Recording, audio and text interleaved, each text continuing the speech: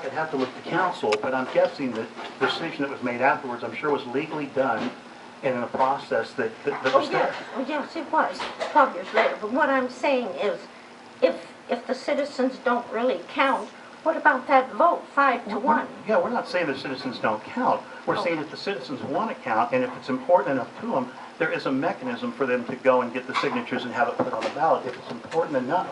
But, you know, we eat up a lot of time with this, and you ask us to do things, and I think we've been relatively clear that we don't want to make a change. And of course, you have that right at the ballot. You can vote us out and find 5 people, but you may find that you have 1,800 people who are willing to sign a signature to keep it in. But you have a mechanism to do it. We know that. Yeah. We understand that.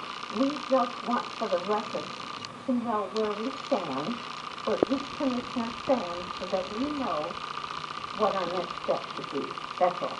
Sure. And if we're looking for a poll, I don't know if that's fine. Could we have a poll? If any commissioner wishes to answer, I'm fine to say that I still feel fluoride has the CDC benefits for public health. And for the record, we appreciate that.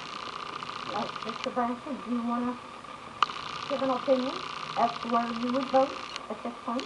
Yeah, basically based on the information that I've got from both sides and so on, I don't feel inclined to vote in favor of removing it from the water supply.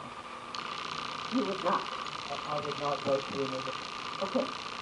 At this time, I wouldn't vote for no vote. Okay.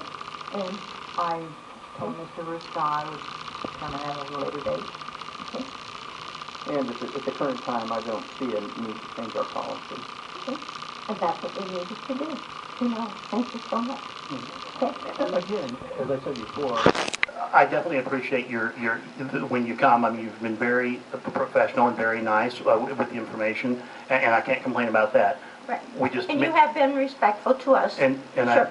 I definitely think there are definitely points. I mean, it was John and we spoke the other day. I mean, there are definitely points that we hit on where we are in agreement on some issues, but just not the overall picture of it. So. Well, we are prepared to go ahead with our petition, so we will go ahead with it. And we were told we need to get it finished by the end of July, and we will have it finished by then, so the city clerk can bring you the number of names. This small petition was not meant to do that. Sure. It's just to show you that it's more than just Salina Cares people that want to take the fluoride out. But, and you mentioned you did have a list of the names if you wanted to pass those out. I'm going to make sure you get that. Yes, okay. absolutely. Sure. Thanks. Yeah. Well, I mean, it still never hurts. I mean, to have it. Oh, I thought you had copies of them. And we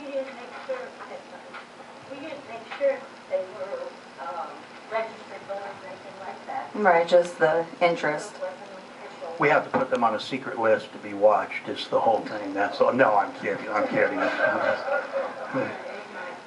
No, I'm not that passionate about fluoride. Yeah. This is exactly why people don't want to sign it. And for the record, John Perez, 2262 Sherwood Lane, and I would like to direct this more towards Aaron. Aaron, I know that you said that you don't want to rescind or repeal the ordinance, but what I am asking you is, Even if it was good for us, if it's bad, I think it's irrelevant. I think the fact that we should have a choice. I mean, we already have the government telling us what we have to feed our kids in school. I don't want the government telling me that I can't eat pinkies. The government telling me that I only have to eat vegetables. And I feel that that's where we're going. And I did have something on this isn't aimed at anybody in particular, but if the shoe fits, and it goes to the term managed state refers to a government having a vested interest or control over the welfare of its citizens. Now, I'm not aiming that at anybody, but I would like for us to at least have a choice. And just because something's good for us doesn't mean that we want it. I mean, we should have a choice, I believe. And that's, I'd like to agree with that. I agree. I mean, and we've talked about that before, and I said if there's one thing where you have a little bit of my ear is the medication side of it. I would still argue that it's a naturally occurring item, and we are regulating that amount. In some areas, like you said, where they remove it, they're not removing it altogether, they're taking it down to a level that's acceptable. There are other things that naturally occur in water that we have to remove as well, and that could be a task for testing, just a little deeper than my expertise goes. But again, we're not necessarily medicating the public so much as we may be removing it, and some things are naturally occurring.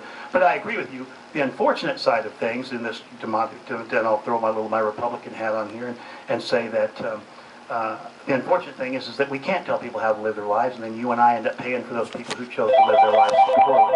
And so, unfortunately, it's a little give and take, and that's my political rant for the day. But I wish we could tell people to eat vegetables and exercise, but I probably wouldn't listen to that plan either very well. But like I said, if you do have a little bit of mayor, it's the medicating side of it, and we've discussed that before. So, yeah. Thank you for listening.